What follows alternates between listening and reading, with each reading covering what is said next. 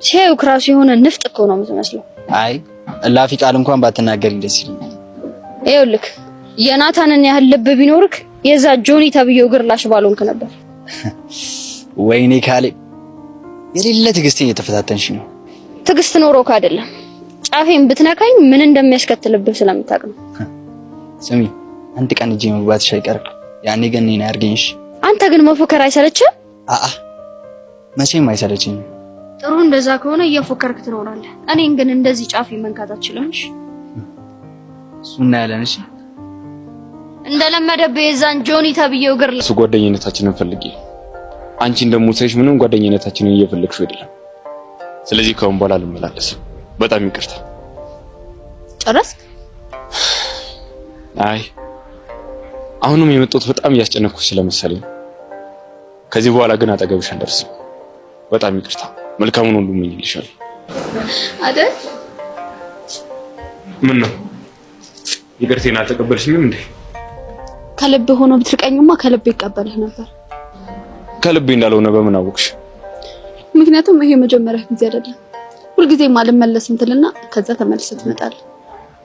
አንቺም ደግሞ በተመለስኩ ቁጥር ትቀበይኛለሽ። እኔ አልተቀበልኩም። አንተ ሰው ስለማትሰማ ነው። አታስቢ። ከዚህ በኋላ በደንብ እሰማሻለሁ። አጠገብሽ አልደርስም። እኔም እሱ ቢሆን ነው ደስ የሚለኝ።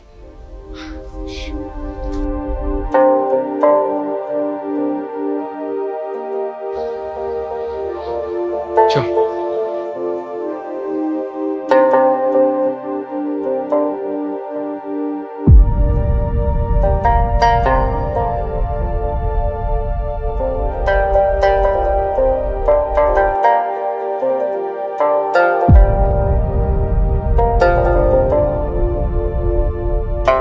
እንቅጭ ነግርሻለሁ።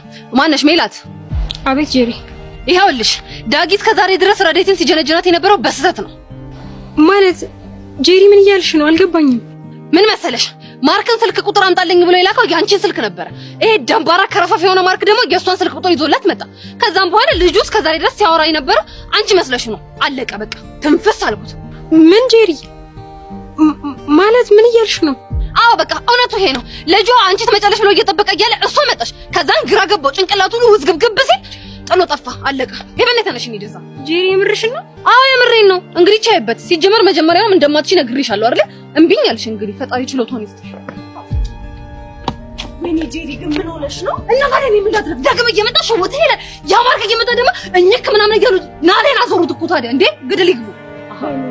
ልጅቷ ግን በጣም ነው የደነገጠችው። እንዴ እና ታዲያ ለምን አገባኝ? ፈቅኩ